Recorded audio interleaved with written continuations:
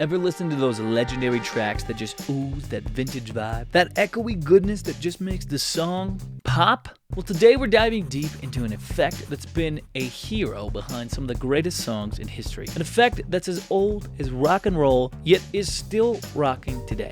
Yes, that's right, that effect is called slapback delay. Now, before you jump in thinking it's just another delay effect, let me stop you right there. This isn't your run-of-the-mill echo, folks. It's the kind of echo that legends are made of. Let me show you a few sounds that are using slapback delay so you can recognize what it sounds like. Without it, do it right the first time, so you never have to fret.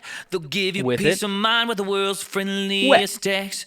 All those sounds I just played you were enhanced with slapback delay, a vintage audio effect that you probably heard in some of your favorite songs. And in the next few minutes, you're going to uncover its secrets. So let's buckle up, let's journey back in time, and let's add some classic swagger to your modern tracks. At its core, slapback delay is a single, short echo following the original sound. Unlike reverb, which can muddy up your audio if overused, slapback delay offers a crisp and distinct echo, making it unique and quite sought after. Way back in the day, slapback delay was created by recording two separate analog tracks, one slightly after the other. Then, when they put the tracks together, they would create that echo type effect. This slapback delay helps add more body to the sound. It helps put it more like in a room. The thought behind slapback delay is that it's kind of like a reverb. When you talk into a wall, you automatically hear yourself from that wall. It's as if the audio goes to the wall and slaps back to your ears. Now, of course, in a real room, there are a lot more reflections, but that's part of the reason why slapback delay can be used in place of a reverb, because it emulates kind of that sound. Now, that's quite enough of me ranting. Let's hop back into the DAW and show you how to use slapback delay and put it on your tracks for yourself. My favorite thing to use slapback delay for is vocals, but I'll also use it for acoustic guitars or MIDI instruments,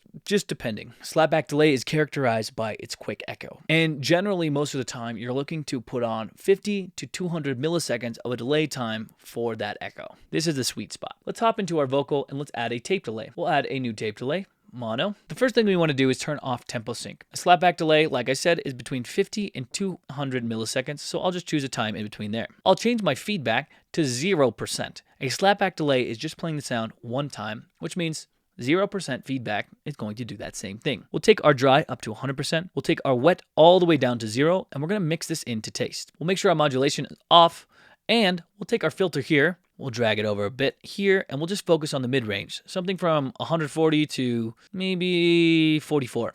That's probably pretty good. We'll play the vocal specifically, and we'll mix in to taste what this slapback delay will sound like. Service champions to fix it right away. They'll do it right the first time, so you never have to fret. They'll give service champions to fix it right away. They'll do it right the first time, so you This is already giving it more body, more sound, more oomph. Now, if I add my reverbs back in, it's gonna sound even cooler. Service champions to fix it right away. They'll do it right the first time, so you never have to fret. This is a super easy effect, and it can give you some really cool sounding reverb type effects without muddying your mix. That is a really great part about slapback delay. Instead of using reverb and focusing all of those 100 to 500 to low mid frequencies, it's just playing one time, and you can EQ it after the fact as well with that filter. You don't have to worry about it. It sits way better in the mix. I was so excited to share this with you. It's a quick trick, but I know it's gonna help your sound. Slapback delay is a cool tool to have in your arsenal. I find myself using it a lot on everything from acoustic guitars to vocals, and I'm happy to have handed it into your music production tool belt. I'll turn to it whenever I want a little bit of body to a sound without overpowering and muddying the frequencies with reverb like I mentioned earlier. But remember, it's not just about the tools we have, it's about how we use them. And if you found this video helpful, give it a thumbs up and consider subscribing for more music production related magic. See you in the next one.